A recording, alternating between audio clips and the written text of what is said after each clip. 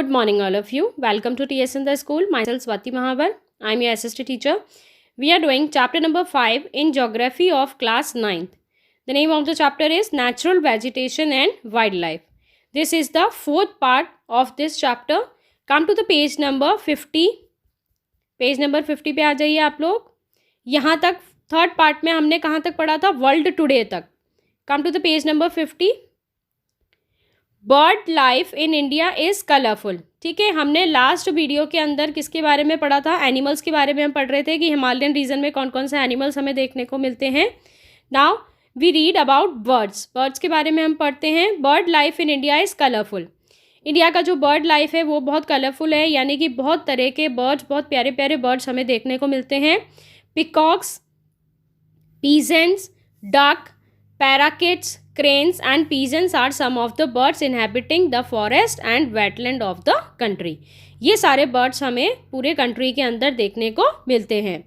We have selected our crops from a biodiverse environment that is from the reserve of edible plant.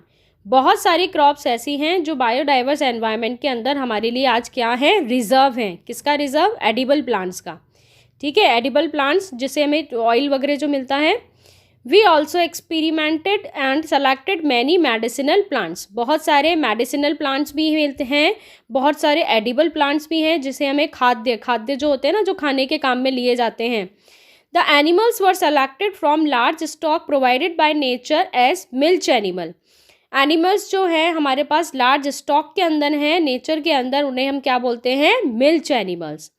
They also provided as draught power, transportation, meat and eggs.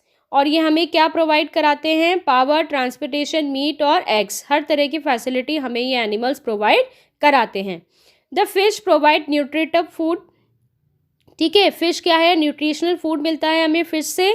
Many insects help in pollination of crops and fruit trees and exerting biological control on such insects is harmful. ठीक है, बहुत सारे insects ऐसे हैं जो crops को cultivate करने में मदद करते हैं, बायोलॉजिकल कंट्रोल बना करके रखते हैं, और बहुत सारे इंसेक्ट्स ऐसे भी हैं जो हमारे लिए क्या है? हार्मफुल है. Every species has a role to play in the ecosystem. अब जितने भी स्पीशीज़ है, चाहे वो बर्ड हो, चाहे रेप्टाइल हो, चाहे एनिमल हो, चाहे प्लांट हो, चाहे फ्लावर हो, सबका इकोसिस्टम के अंदर अपना एक अलग से पर्टिकुलर रोल है. Hence conservation is essential. इसलिए कंजर्वेशन क्या है? ज़रूरी है. हमें सभी को कंजर्व करके रखना है क्योंकि सभी हमारे इकोसिस्टम के लिए क्या है? ज़रूरी है. As has been mention earlier, due to excessive exploitation of plant and animal resources by human beings, the ecosystem has been disturb. अगर हम एक्सप्लॉयटेशन करेंगे प्लांट का या एनिमल्स का, तो इकोसिस्टम हमारा जो है वो पूरा क्या हो जाएगा? डिस्टर्ब हो जाएगा. About 1300 plant species are endangered and 20 species are extinct. ठीक है, 1300 प्लांट स्पीशीज़ आज ऐसे हैं जो क्या हैं? एंडेंजर्ड में, यानी कि खतरे की कगार पे, धीरे धीरे वो ख़त्म होने वाले हैं. और 20 स्पीशीज़ तो ऐसे हैं जो एक्सटिंक्ट हो चुके हैं, यानी कि ख़त्म हो चुके हैं. Quite a few animal species are also endangered and some have become extinct.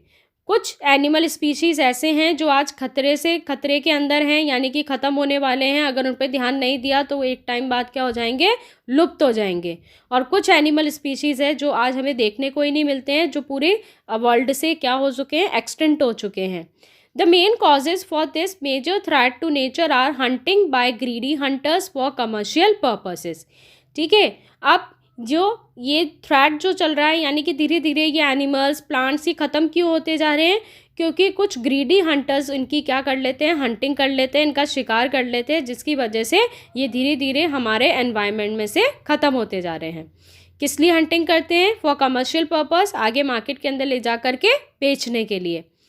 Pollution due to chemical and industrial waste, acid deposit, introduction of alien species and reckless cutting of the forest to bring land under cultivation and habitation are also responsible for the imbalance. ठीक है, हमको पता है pollution होता है, pollution की वजह से ही हमारा इकोसिस्टम क्या हो जाता है, इनबैलेंस हो जाता है, एनवायरनमेंट हमारा इनबैलेंस हो जाता है, एलाइन स्पीशीज़ हैं, रैकलेस कटिंग होती है फॉरेस्ट की, ठीक है, जिसकी वजह से धीरे धीरे हमारा जो एनवायरमेंटल बैलेंस है वो क्या होता जा रहा है, अनबैलेंस होता जा रहा है, ख़राब होता जा रहा है। To protect the flora and fauna of the country the government has taken many steps. अब गवर्नमेंट का ध्यान गया कि धीरे धीरे हमारा फ्लोरा और हमारा फौना ख़त्म होता जा रहा है, तो गवर्नमेंट ने बहुत सारी प्लानिंग की, बहुत सारी पॉलिसीज़ उसने बनाई, बहुत सारे लॉज बनाए, रूल्स रेगुलेशन बनाए, ताकि धीरे धीरे हमारा जो भी एनिमल स्पीशीज़ या प्लांट स्पीशीज़ एक्सटिंक्ट होते जा रहे हैं उनको हम बचा सकें। Number 1, 18 biosphere reserves have been set up in the country to protect flora and fauna. 18 biosphere reserves जो हैं उनको प्रोटेक्ट किया जा रहा है, चाहे वो फ्लोरा हो चाहे वो फौना हो, ठीक है। ऐसे रिजर्व्स बनाए गए हैं जहाँ पर उनको बचाकर रखा जा सके, कोई वहाँ पर उनकी हंटिंग या गैदरिंग ना कर सके। 10 आउट ऑफ दीज, जिसमें से 10 कौन से हैं, Sundarbans, Nanda Devi, Gulf of Mannar, the Nilgiri, Nokrek, Great Nicobar, Manas, Simlipal, Pachmarhi and Achanakmar, Amarkantak have been included in the world network of biosphere reserve. ये सारे बायोस्फीयर रिजर्व बनाए गए हैं, सेंटर्स बनाए गए हैं जहाँ पे एनिमल्स को और प्लांट्स को रिजर्व रखा जा सके। Now come to the next page. Migrating birds आप अपने आप पढ़ेंगे, कौन से होते हैं माइग्रेटिंग बर्ड्स, कहाँ से आते हैं, कब जाते हैं, कब आते हैं। Second point is financial and technical assistance is provided to many botanical gardens by the government since 1992. Finance किया गवर्नमेंट ने, फाइनेंशियल हेल्प किया, टेक्निकल असिस्टेंस गवर्नमेंट ने बनाए ताकि बॉटनिकल गार्डन्स बनाए जाएं। कब बनाए थे ये, 1992 से स्टार्ट हो गया था। कहाँ पर, Kutch, cold desert,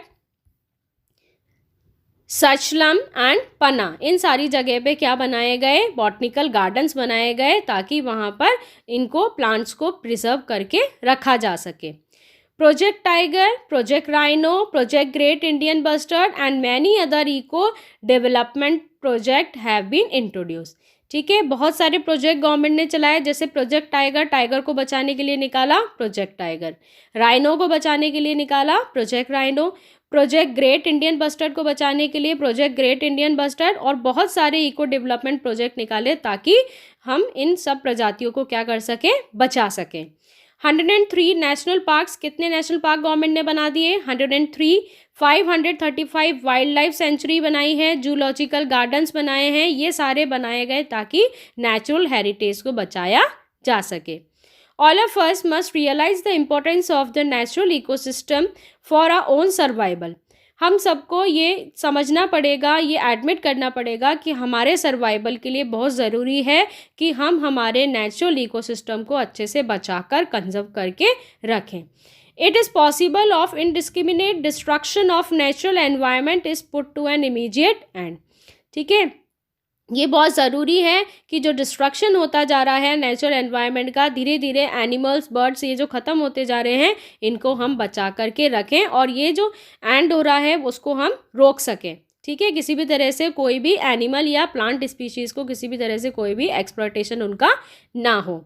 18 bio reserves के नाम यहाँ पर दे रखे हैं, Sundarbans, Gulf of Mannar, Nilgiri, Nanda Devi, Nokrek, Great Nicobar, Manas, Simlipal, Dihang Dibang, Dibru Saikhowa, Agasthyamalai, Kanchenjunga and Pachmarhi, Achanakmar, Amarkantak, ठीक है। ये सब नेम लर्न करना, इसमें इंपॉर्टेंट कुछ भी नहीं है, सिर्फ नेम पढ़ लेना, ठीक है। नाउ मैं आपको एक मैप और बता देती हूँ, आपका ये मैप दे रखा है, ये मैप आपका इंपॉर्टेंट है, इसमें से क्वेश्चंस आते हैं, ओके।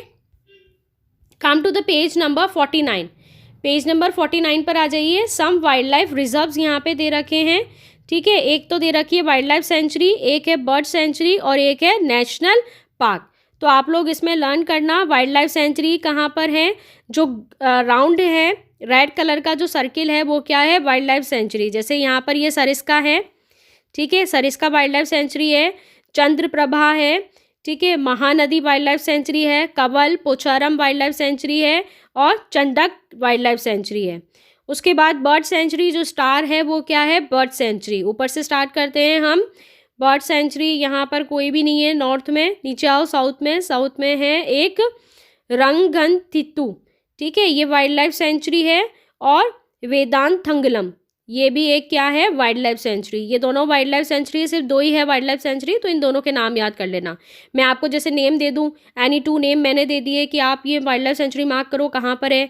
या फिर मैं आपको ये क्वेश्चन भी दे सकती हूँ, मार्क एनी 2 और 3 बर्ड सेंचुरी। जैसे बर्ड सेंचुरी तो 2 ही है, तो 2 ही दूंगी कि mark any 2 bird century.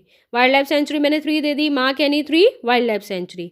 Okay, next है नेशनल पार्क। जो ट्राइंगल है पर्पल कलर का, वो क्या है, नेशनल पार्क। नेशनल पार्क बहुत सारे हैं, जैसे सबसे ऊपर आओ, दचिगम, राजाजी, कॉर्बेट, दुधवा, कोयलेडियोघना, रणथंबोर, शिवपुरी, राजगीर, काजीरंगा, मनस, सिंपलीपल, कान्हा, तडोबा, नीचे बंदीपुर एंड ग्विंडी, ये सारे क्या हैं आपके नेशनल पार्क है।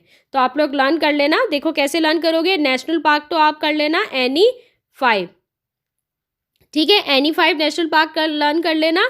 और वाइल्ड लाइफ सेंचुरी भी कर लेना एनी 5। बर्ड सेंचुरी तो ये जो 2 हैं वो 2 ही करोगे, वाइल्ड लाइफ सेंचुरी और national park. Wild life sanctuary 3 कर लेना, ठीक है, 5 मत करना, 3 कर लेना वाइल्ड लाइफ सेंचुरी।